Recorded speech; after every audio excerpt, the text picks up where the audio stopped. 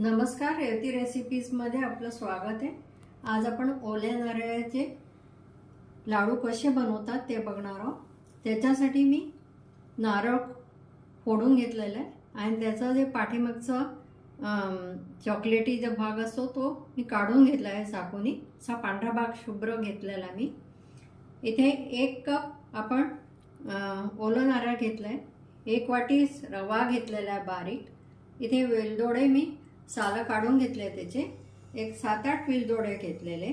इथे या कपाने मी नारळाचा चव घेते आहे, त्याच कपाने मी आपण रवा घेतलाय आणि पाऊण वाटीभर साखर घेणार आहोत। आपण पिठी साखर करून घेणार आहोत याची। इथे काजू आणि बदामाचे आपण काही पीसेस घेतलेले आहेत। हे आपल्या आवडीप्रमाणे कमी जास्त आपण बदाम आणि काजू करू शकतो। सर्वप्रथम मी याच्यामध्ये मिक्सरच्या पॉटमध्ये साखर घालते, त्यामध्येच आपण वेलदोडा घालूया म्हणजे छान बारीक होतो। आता खोबऱ्याचे जे पीसेस करून घेतले होते मी, छोटे छोटे पीसेस करून घेतलेले ते घालूया आणि मिक्सरमधून आपण बारीक करून घेऊया, किंवा नारळ खवू पण शकता तुम्ही। आता आपण हे मिक्सरमधून खवून घेतलेलं आहे किंवा बारीक करून घेतलेले, तसं आपण नारळ खोवून पण घेऊ शकतो। आता कढईमध्ये मी एक साधारणतः 3 ते 4 चमचे तूप घालते आहे। तूप छान विरघळलेलं आहे। आता याच्यामध्ये आपण 1 वाटी रवा घेतला होता तो घालूया, किंवा कपाने जसं मेजरमेंट घेतली आहे आपण त्याच ह्यानी घ्यायचं आपल्याला। आता याला छान तुपामध्ये मिक्स करून भाजून घेऊया। खूप भाजायचा नाही आपल्याला, साधारण 3 ते 4 मिनिटं मंद गॅसवर आपल्याला परतून घ्यायचं आहे।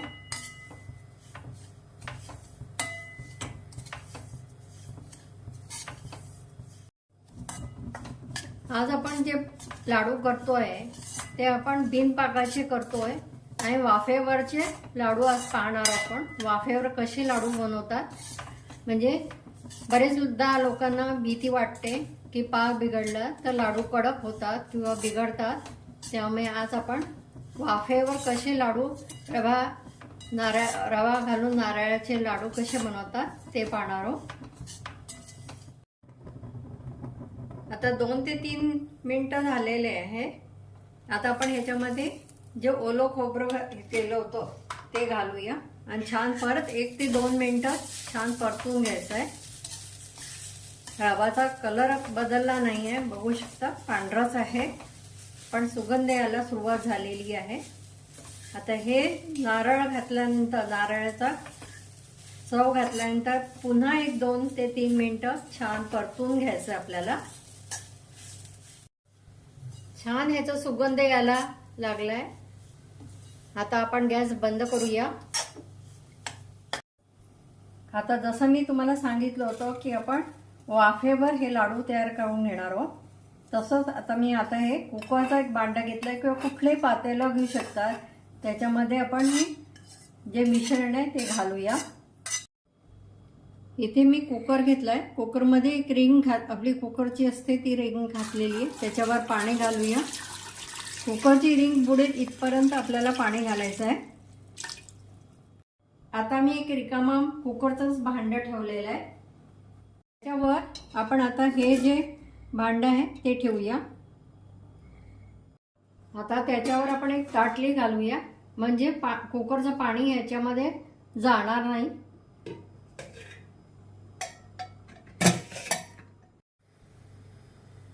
आता आपण लाडूचं जे मिश्रण आहे ते कुकरमध्ये वाफायला ठेवलेलं आहे।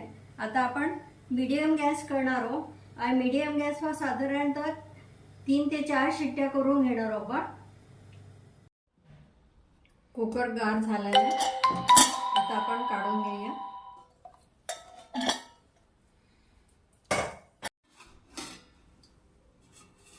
कुकरमध्ये घालून घ्यायचं। छान वाफ आलेली आहे। मिश्रणाला छान मिक्स करून घेऊया परत एकदा। आता एका प्लेटमध्ये काढून घेऊया. थोडंसं पसरवून घेऊया. आता याच्यामध्ये आपण जी पिठी साखर केली होती ती घालूया.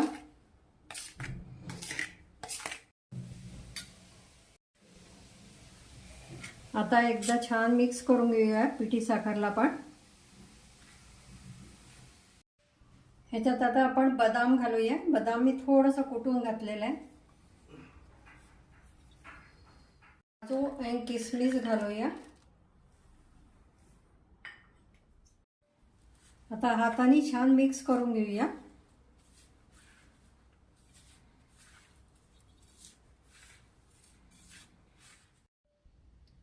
इथे मी थोडंसं दूध घेतलंय, एक पाव वाटीभर दूध घेतलंय.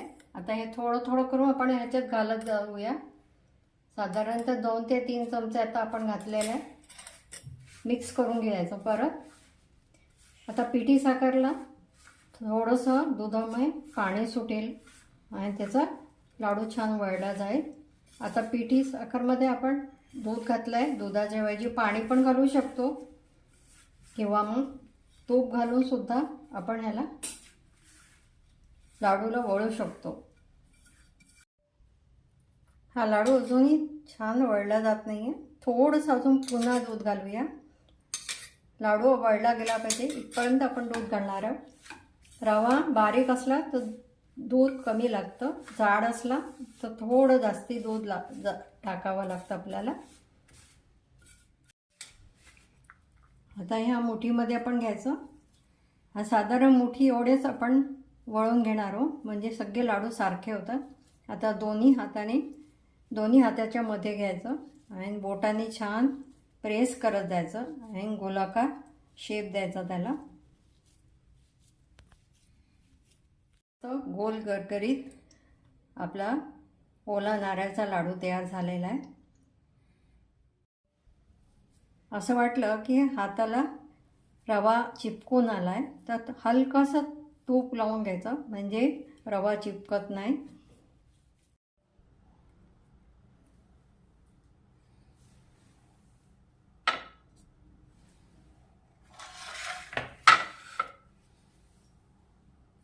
आपले लाडू तयार झालेले, बिनपाकातले ओल्या नारळाचे वाफेवरचे लाडू तयार आहे आपले. हे लाडू साधारण 8 दिवस राहतात.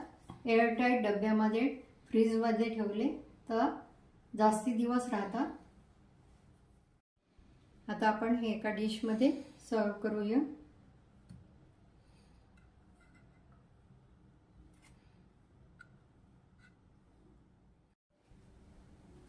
असे वाफेवरचे नारळाचे लाडू तुम्ही नक्की करा.